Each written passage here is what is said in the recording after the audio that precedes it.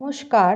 ঠাকুর মা স্বামীজি আর আমার গুরুদেবের চরণে প্রণাম নিবেদন করে শুরু করছি আজকের পাঠ। আজ আমি আপনাদের শ্রীমৎ স্বামী ভূতেশানন্দজি মহারাজের জীবনের কিছু ঘটনা বলবো। 1970 সালের সেপ্টেম্বরে কয়েকদিন ক্রমাগত বৃষ্টি হওয়ায় পূর্ব কলকাতা ভেসে যায়। আমরা অদ্বৈত আশ্রম থেকে রিলিফ করি। মহারাজ তখন মঠে রিলিফের ইনচার্জ। আমি চাল ডাল পাউরুটি কেনার টাকা চাইলে তিনি বলেছিলেন, দেখো, হৃদয়বান হওয়া ভালো, কিন্তু পয়সা কড়ির হিসাব ঠিক মতো রাখবে। জনগণের দান জনগণের সেবাতেই ব্যয় হবে। তুমি দেবে তোমার ভালোবাসা ও নিঃস্বার্থপরতা।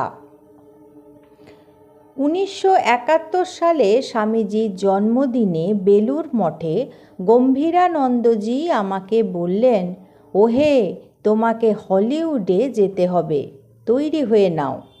আমি মোটেই প্রস্তুত ছিলাম না। আমি বললাম, রং সিলেকশন। তিনি তখন বললেন, তুমি যদি যেতে না চাও আমাকে লিখে দাও, আমি ট্রাস্টি মিটিংয়ে জানাবো। আমি তখন চুপ করে গেলাম।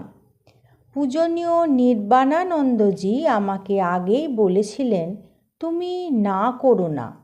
যাই হোক, ভূতেশানন্দজি মহারাজ ছিলেন আমার কাছে স্নেহময়ী মায়ের মতো। তিনি সাহস দিয়ে বললেন, ঠাকুরের কাজ, কর্তৃপক্ষ যেখানে পাঠান সেখানেই যাবে। বন্দনানন্দজির পরিবর্তে প্রভাবানন্দজিকে আমাদের একজন সহকারী পাঠাতে হবে। তবে তোমার মতো একটি গুড বয়কে হলিউডে পাঠাবার ইচ্ছা ছিল না। তখন আমি বললাম, আমি আমেরিকায় গিয়ে রামকৃষ্ণ হিপি মুভমেন্ট শুরু করব। তখন আপনারা কি করবেন?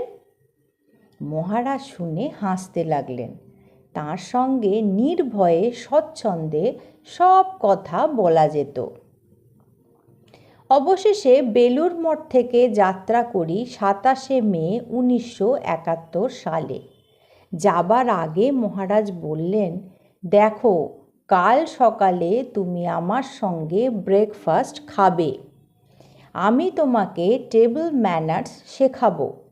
তখনকার মিশন অফিসের উপরতলায় শ্রী মন্দিরের মুখোমুখি বাড়ির দোতলায় ডান দিকের ঘরে স্বামী ভূতেশানন্দজি মহারাজ থাকতেন। তার সঙ্গে বসে ব্রেকফাস্ট খেলাম। 2খানা টোস্ট, ফল, মিষ্টি ও চা। বলেছিলেন, মানুষকে ভালোবেসে আপন করে নিলে বিদেশেও স্বদেশ করে নেওয়া যায়। আরও অনেক সুন্দর সুন্দর কথা বলেছিলেন, সব মনে নেই। 1971 সালের 11ই জুন হলিউড পৌঁছই। মহারাজের সঙ্গে চিঠিপত্রের আদান প্রদানও ছিল।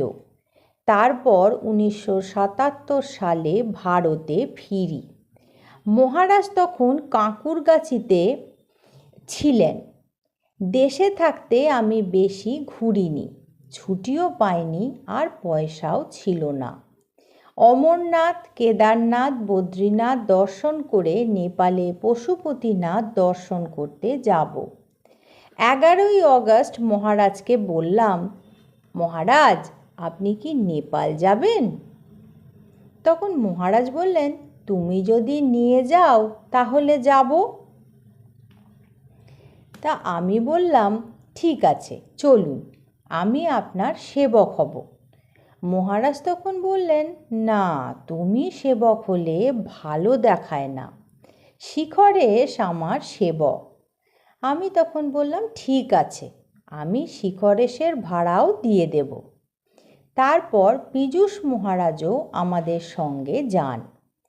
24শে অগস্ট আমরা প্লেনে কাঠমান্ডু গেলাম এবং রত্ন নামে এক নেপালি ব্রহ্মচারীর পূর্বাশ্রমের বাড়িতে উঠলাম। তার বাবা আমাদের রিসিভ করলেন। ওই দিন সন্ধ্যায় পশুপতিনাথের আরতি দেখলাম।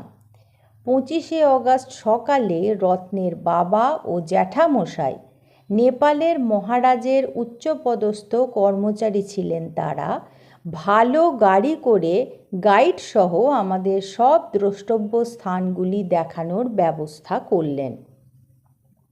বুড়ো নীলকণ্ঠ, গুহ্যেশ্বরী মন্দির, স্বয়ম্ভূনাথ, মহাবোধি, ভরতপুরের দত্তাত্রেয়ের মন্দির। সকালে প্রথম পশুপতিনাথের মন্দিরে পুজো দিতে গেলাম। মহারাজের জন্য বিশেষভাবে দর্শনের ব্যবস্থা হলো। তারপর শিব দর্শন করে তিনি মন্দিরের চাতালে এক সিঁড়ির ওপর বসে চাদরে হাত ঢেকে জপ করতে লাগলেন। এখনও সেই ছবি আমার মনে উজ্জ্বল হয়ে আছে। 1959 সালে কাশীতে হরিপ্রেমানন্দজি, শ্রী শ্রী মায়ের শিষ্য, আমাকে লিখেছিলেন কি করে মন্দিরে দেব বিগ্রহ দর্শন করতে হয়। বিশ্বনাথের মন্দিরের ভিতর তো দারুণ ধাক্কাধাক্কি, তাই বাইরে এসে এক শ্বেত পাথরের বেঞ্চিতে বসে 10-15 মিনিট বিগ্রহ দর্শনের কথা ভাবতে হয় ও জপ করতে হয়।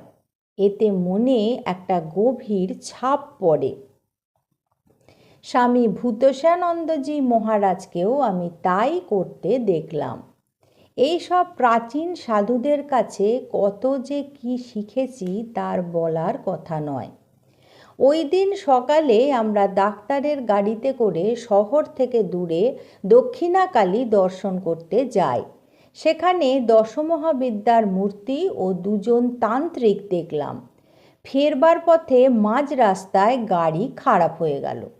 তখন সন্ধ্যা 8টা কি 9টা হবে। চতুর্দিক অন্ধকার, পথ জনশূন্য, হিমালয়ের ঠান্ডা হাওয়া। আমরা 4 জন ড্রাইভার ও গাইড। দেখলাম মহারাজ চুপ করে রাস্তার পাশে দাঁড়িয়ে। আমরা দুর্ভাবনায় অস্থির, কি করে শহরে পৌঁছব। বেশ কিছু সময় পরে দেখলাম একটা ট্রাক আসছে। হাত তুলে গাইড গাড়ি থামালো এবং ড্রাইভারকে আমাদের শহরে পৌঁছে দিতে রাজি করালো। শিখরেশ ও আমি মহারাজকে ঠেলে তুলে সেই উঁচু ট্রাকের ওপরে ড্রাইভারের পাশের আসনে বসালাম এবং আমরা দুজনে কোনো মতে মহারাজের পায়ের কাছে বসলাম। পীযূষ মহারাজ ও অপর 2জন ট্রাকের পিছনে দাঁড়িয়ে গেলেন। রাস্তার ওপর দাঁড়ানো নির্বিকার মহারাজকে দেখে মনে হয়েছিল উনি স্থিতপ্রজ্ঞ, কিছুতেই বিচলিত হতেন না তিনি। সে ছবি এখনও আমার মনে উজ্জ্বল হয়ে আছে। আজ এই পর্যন্তই। পরবর্তী পর্বে আমি আপনাদের এই রকমই কিছু ঘটনা শোনাব। আজ আমি আপনাদের স্বামী চেতনানন্দের লেখা থেকে পাঠ করে শোনালাম। ঠাকুর, মা স্বামীজি আর আমার গুরুদেবের চরণে আপনাদের সর্বাঙ্গীন মঙ্গল কামনা করি। সকলে ভালো থাকুন, সুস্থ থাকুন। নমস্কার।